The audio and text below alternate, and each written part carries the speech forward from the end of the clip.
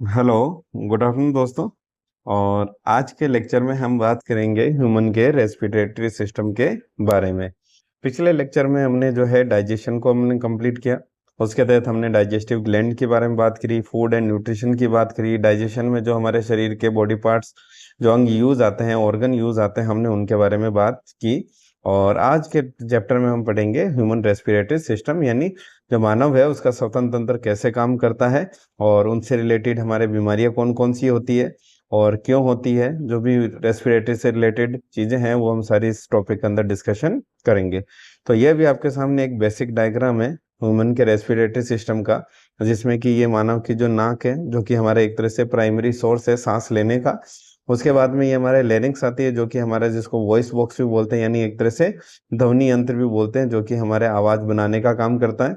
उसके बाद में हमारी हवा जो विंड पाइप जिसको कि ट्रेचिया के नाम से भी जाना जाता है।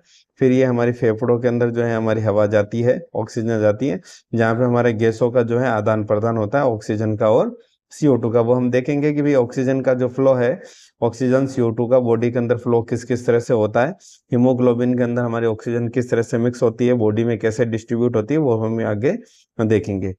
तो उसके बाद में ये हमारा होता है कि डायफ्राम बॉडी के अंदर जो कि कॉन्ट्रैक्ट और रिलीज होता है। अब इसके बाद समझे कि सबसे पहले कि जो हम पढ़ रहे हैं श्वसन तंत्र, तो सबसे पहले हमें ये जानना जरूरी है कि भाई श्वसन जो है होता क्या है, यानी किसको श्वसन हम बोलते हैं। तो श्वसन से तात्पर्य ये होता है कि भाई शरीर के अंदर जो हमारे गैसों हैं उनका गैसों का आदान प्रदान किस तरह से होता है, यानी ऑक्सीजन और CO2 का जो हमारे शरीर के अंदर लेना और छोड़ना, ये कैसे क्या होता है, इनको हम क्या बोलते हैं, हमारे श्वसन क्रिया बोलते हैं, यानी सांस लेना बोलते हैं। तो जो हमारे शरीर के अंदर हमने पिछले टॉपिक के अंदर हमने खाया था कि भाई जो डाइजेशन में हमने बात की थी कि भाई हम क्या खाते हैं, कार्बोहाइड्रेट, कार्बोहाइड्रेट के रूप में, यानी कार्बोहाइड्रेट के पाचन से मतलब है कि उसको ग्लूकोज में कन्वर्ट करना। तो जो ग्लूकोज हमने खाया था, उस ग्लूकोज का जब दहन होता है ऑक्सीजन की उपस्थिति में, तो उससे हमें ऊर्जा प्राप्त होती है। तो उस दहन के लिए भी हमें इसके लिए क्या जरूरत पड़ती है, ऑक्सीजन की जरूरत पड़ती है। इसलिए हमने श्वसन से क्या मतलब है, एक तरह से कि भाई ग्लूकोज के दहन से जो हमें ऊर्जा प्राप्त होती है उसके लिए भी हमें किसकी रिक्वायरमेंट है, ऑक्सीजन की। तो जो श्वसन है वो दो प्रकार का होता है।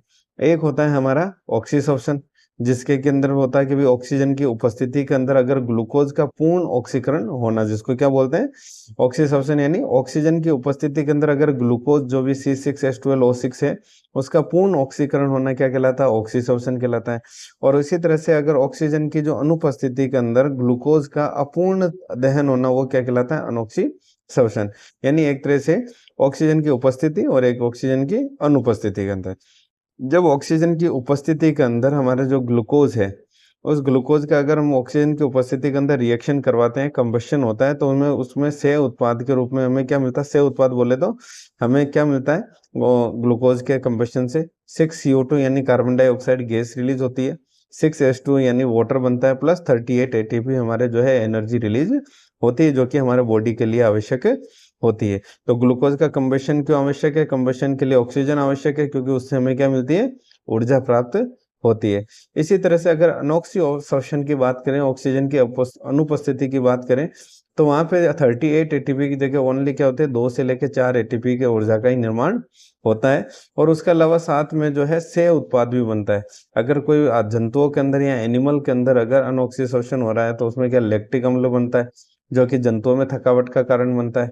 और इसी तरह से अगर पादपों के अंदर, अगर प्लांट के अंदर जो है अनॉक्सीश्वसन हो रहा है, तो वहां पर इथाइल एल्कोहल से उत्पाद के कारण बनता है, जो कि पादपों में थकावट का कारण बनता है। तो ये तो था कि भाई श्वसन होता क्या है, हम श्वसन कैसे करते हैं। अब बात करते हैं ह्यूमन की। तो ह्यूमन के अंदर जो श्वसन का प्राइमरी प्रथम अंग क्या है, हमारा प्राइमरी सोर्स क्या है, हमारा प्राइमरी ऑर्गन क्या है, वो है नाक। तो जो नाक से सांस लेना मुख की तुलना में बेहतर होता है, ऐसा क्यों? भाई हम मुंह से भी सांस ले सकते हैं, लेकिन हमें नाक से ही सांस लेने की क्यों लेते हैं हम, या क्यों हम प्रीफर करते हैं, या क्यों बेहतर होता है, उसके कारण क्या है? तो जब हम नाक से लेते हैं तो नाक हमारा क्या करता है कि जो सांस लेने वाली वायु है उसको छानता है। अब छाने का कैसे? क्योंकि नाक के अंदर हमारे क्या होती है, एक तो बाल होते हैं, दूसरा हमारे क्या होता है, म्यूकस की लेयर होती है, यानी कि श्लेष्मा झिल्ली होती है। तो ये श्लेष्मा झिल्ली और नाक के जो बाल मिलकर दोनों की सहायता से हमारे जो बाहर से हम जो एयर ले रहे हैं उस एयर को क्या करते हैं, छानने का काम करते हैं। दूसरा, हमारे जो नाक के ये श्लेष्मा झिल्ली और ये बाल है, ये क्या करते हैं, हमारे वायु के तापमान को भी क्या करते हैं, कंट्रोल करते हैं। क्योंकि हमारे बॉडी का तापमान तो 36 से 37 सेंटीग्रेड ही होता है, जबकि सर्दी में बाहर का तापमान 20 डिग्री सेंटीग्रेड और गर्मी के अंदर 50 डिग्री सेंटीग्रेड होता है। तो ये बाहर के तापमान को जो कंट्रोल करने का काम भी कौन करता है, हमारा नाक करता है, ताकि हमारे शरीर के अंदर जो हवा है वो एक निश्चित तापमान के साथ ही जाए। इसी तरह से हम बात करते हैं कि भाई कभी कभार हमें छींक आती है, तो छींक हमें क्यों आती है, तो छींक हमें तब आती है, सपोज करो कि जो हमारे नाक के अंदर श्लेष्मा झिल्ली है, उस श्लेष्मा झिल्ली के ऊपर क्या, अगर धूल के कण अगर हमारे चिपक जाते हैं, तो इन धूल के कणों का चिपक जाने पर जो बलपूर्वक अगर हमारे जो वायु है उसको हम बाहर निकालने की प्रक्रिया को हम क्या बोलते हैं, छींक कहते हैं, जिससे कि हमारे ये धूल के कण क्या है, वो हट जावे, श्लेष्मा के साथ में धूल के कण हट जावे, ताकि हम वापस जो है वायु के जो तापमान को नियंत्रित भी कर सके और वायु को प्रॉपर छान सके। तो छींक क्यों आती है, श्लेष्मा झिल्ली पर जो धूल के कण है चिपक जाते हैं, तो बलपूर्वक वायु बाहर निकालने की प्रक्रिया को क्या हम बोलते हैं, छींक लेना बोलते हैं। इसी तरह से हमें जो उबासी आती है, तो उबासी हमें कब आती है, जब शरीर के अंदर ऑक्सीजन की क्या हो जाती है, कमी हो जाती है। शरीर में ऑक्सीजन की कमी हो जाती है। तो जब शरीर में ऑक्सीजन की कमी होती है, तो फोर्सफुली हम क्या करते हैं, हवा लेते हैं। जब भी हम मुंह फाड़ के ऐसा करता है तो हम क्या करते हैं, एक्चुअली फोर्सफुली जो है हवा को ग्रहण कर रहे हैं। तो बलपूर्वक वायु ग्रहण करने की प्रक्रिया को क्या बोलते हैं, हम उबासी लेना बोलते हैं। अब हम दूसरे हमारे पढ़ते हैं इसका, हमारे जो सेक्शन में नाक के अलावा दूसरा हमारे जो इंपॉर्टेंट चीज है वो होता है लेरिक्स। लेरिक्स क्या होता है, हमारा ध्वनि यंत्र, यानी जो जुबान है, हमारी जीभ है, वो तो हमारी क्या होती है, शब्द बनाती है, और जो लेरिक्स है हमारी, वो क्या बनाती है, हमारी आवाज बनाने का काम करता है। तो ये किसके लिए जिम्मेदार है, ध्वनि के लिए रेस्पॉन्सिबल है। और पुरुषों के अंदर जब द्वितीयक लैंगिक लक्षण, यानी कि जब दाढ़ी मूछ वगैरह आने लग जाते हैं, तो द्वितीयक लैंगिक लक्षणों के विकास के साथ ही इस ध्वनि यंत्र के चारों ओर एक विशेष संरचना का निर्माण होता है, जिसको कि हम क्या बोलते हैं, एडम एप्पल बोलते हैं। ये अभी हमने पिछले जो डायग्राम है उसके अंदर बना हुआ है कि ये हमारा लेरिंग्स है, और लेरिंग्स के चारों ओर क्या बन जाता है, एक एडम एप्पल। ये कब बनता है, जब हमारे द्वितीयक लैंगिक लक्षणों का विकास होता है, तब उसके साथ में सिर्फ और सिर्फ पुरुषों के अंदर एडम एप्पल नाम की एक विशेष संरचना का क्या हो जाता है, निर्माण हो जाता है। इस वजह से उनके पुरुषों की आवाज कैसी होती है, मोटी होती है, और कम फ्रीक्वेंसी यानी लो फ्रीक्वेंसी की जो वॉल्यूम होती है, और उसका पिच भी कैसा रहता है, कम तारत्व रहता है। यानी पुरुषों की आवाज कैसी रहती है, मोटी आवाज, कम आवृत्ति और कम तारत्व की आवाज होती है। तो जो हमारी जुबान है वो तो क्या बनाती है, शब्द, और लेरिंग्स हमारी क्या बनाती है, हमारी आवाज बनाती है। महिलाओं के अंदर जो ये एडम एप्पल नहीं होता है, तो इसलिए उनकी आवाज कैसी होती है, हाई पिच साउंड होती है, बहुत तीखी आवाज होती है। इसलिए वो अगर ज्यादा बोलती है तो हमें क्या करता है, इरिटेट करता है। अब हम बात करते हैं कि हमारे शरीर, जहाँ से मेनली क्वेश्चन एग्जाम के अंदर पूछे जाते हैं, सबसे इम्पोर्टेंट कि भाई गैसों का जो आदान प्रदान है ऑक्सीजन और CO2 का, वो हमारे बॉडी के अंदर होता कैसे है।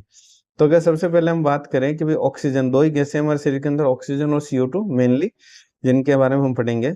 तो ऑक्सीजन का जो परिवहन कैसे होता है कि भाई 98% जो हमारे बॉडी के अंदर ऑक्सीजन का फ्लो होता है वो किसके हेल्प से होता है, हीमोग्लोबिन के साथ होता है। हीमोग्लोबिन यानी एक तरह से ब्लड, तो ये ब्लड के साथ हमारी ऑक्सीजन घुल के हमारी पूरी बॉडी के अंदर क्या करती है, मूव करती है। तो यह हीमोग्लोबिन प्लस ऑक्सीजन मिलकर क्या बना लेते हैं, HbO2, यानी ऑक्सी हीमोग्लोबिन का क्या करते हैं, ये निर्माण करते हैं। एग्जाम में क्वेश्चन पूछा हुआ है। एक हीमोग्लोबिन का जो अणु है वो 4 ऑक्सीजन के एटम को जो है ले जा सकता है। तो एक और सामान्य मनुष्य की अगर हम बात करें, तो आदमी के अंदर जो है 13 से 17 ग्राम पर 100 ml होना चाहिए हीमोग्लोबिन, और अगर लेडीज है, महिला है, वुमन है, तो उसके अंदर 12 से 15 ग्राम पर 100 ml होना चाहिए।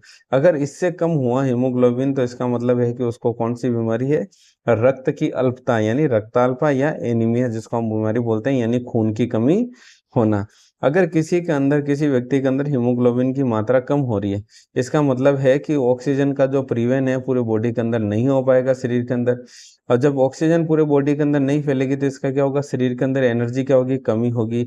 एनर्जी कमी होगी, आदमी को गुस्सा आएगा, गुस्से से फिर क्या आएगा, इरिटेशन आएगा, और बहुत ज्यादा लो होता है तो फिर आदमी का बुखार ही नहीं टूटता, वो बुखार के अंदर ही पड़ा रहता है, क्योंकि बॉडी के अंदर ऑक्सीजन सप्लाई जो है बाधित हो जाती है।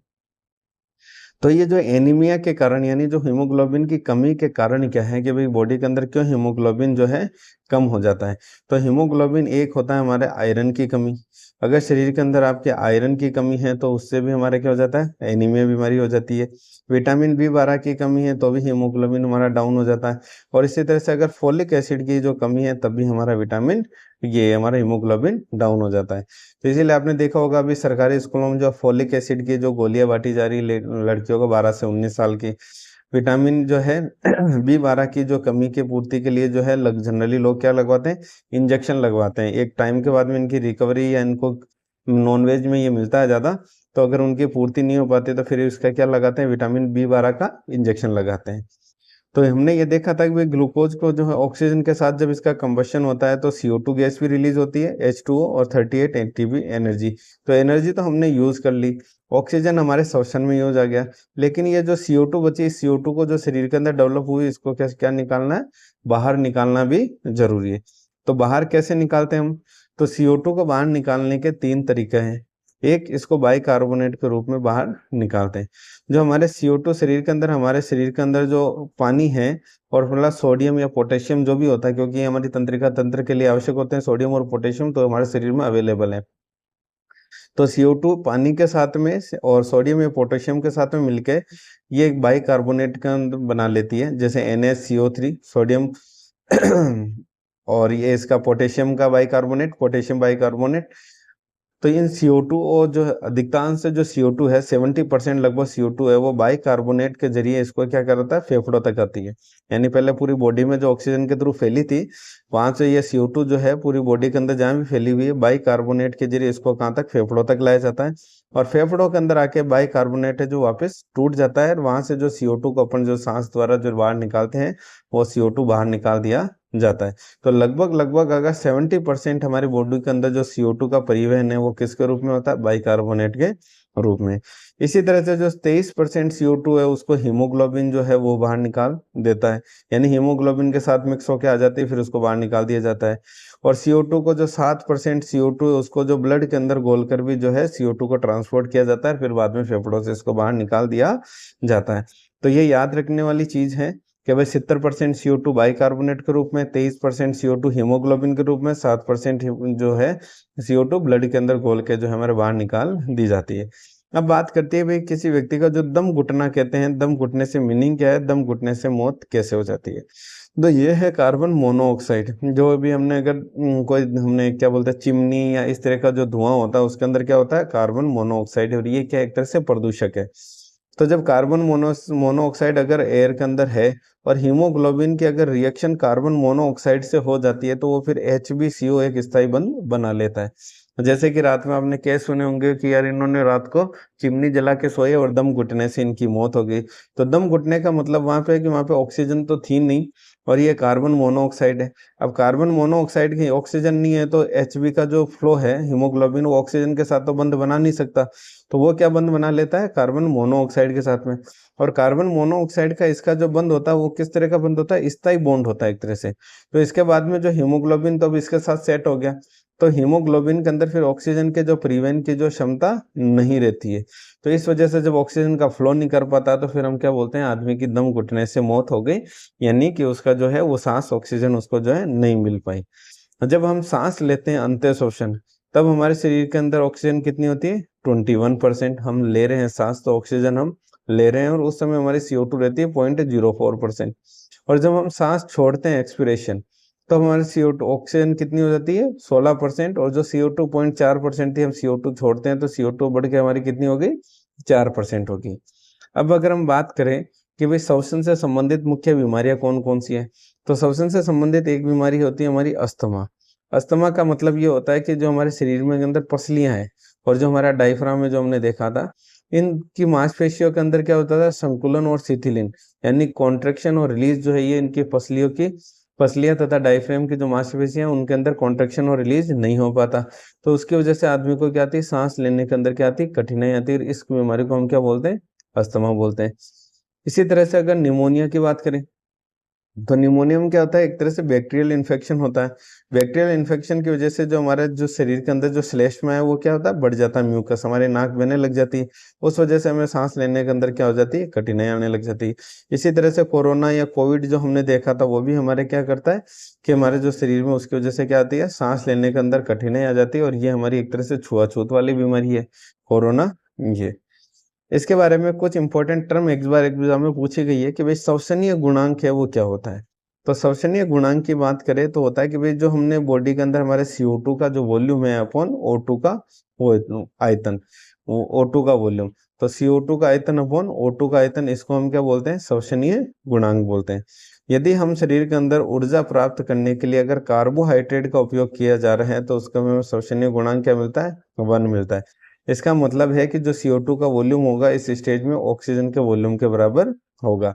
लेकिन यदि हम उन एनर्जी प्राप्त करने के लिए प्रोटीन या वसा का उपयोग किए जाते हैं तो हमारे जो इसका रेस्पिरेटरी कोशेंट, RQ का मतलब हो गया रेस्पिरेटरी कोशेंट, उसका मान क्या होता है, हमारे 1 से कम मिलता है। और अनॉक्सियस सब्सटेंस जहाँ पे अगर ऑक्सीजन की अनुपस्थिति में तो इसका वैल्यू क्या हो जाती है, अनंत हो जाती है। इसी तरह से एक टर्म यूज होती है TV, यानी टाइडल वॉल्यूम, यानी उसको हम बोलते हैं ज्वारीय आयतन। तो अगर पूछ लिया जाए भी ज्वारीय आयतन क्या होता है, तो एक सामान्य जो व्यक्ति है या स्वस्थ व्यक्ति है उसके द्वारा ली गई या छोड़ी गई ना वायु के आयतन को हम क्या बोलते हैं, ज्वारीय आयतन। यानी एक सामान्य व्यक्ति या स्वस्थ व्यक्ति कितनी सांस या तो ले सकता है या छोड़ सकता है, उसके वायु के वॉल्यूम को, जो आयतन को क्या हम बोलते हैं, ज्वारीय आयतन। तो इसका मान जो वैल्यू होती है जनरली 500 मिलीलीटर होता है, एग्जाम में याद रखने वाली चीज है। लेकिन हमारे फेफड़ों की क्षमता अगर कोई पूछ ले कितनी होती है तो वो कितनी है, 6 लीटर की होती है। यानी हमारे फेफड़ों में 6 लीटर जो है हम क्या कर सकते हैं, एयर को स्टोर कर सकते हैं। लेकिन एक बार के अंदर हम सांस लेना या छोड़ने का जो कितना वॉल्यूम है, मैक्सिमम 500 ml हमारा उसका वॉल्यूम है। तो ये हमारा था रेस्पिरेटरी सिस्टम। अब नेक्स्ट टॉपिक में हम बात करेंगे ब्लड के बारे में, कि ब्लड में जो है कि ब्लड ग्रुप के बारे में पढ़ेंगे, RBC, WBC, ब्लड प्लेटलेट्स के बारे में हम जो है डिस्कशन करेंगे। Thank you.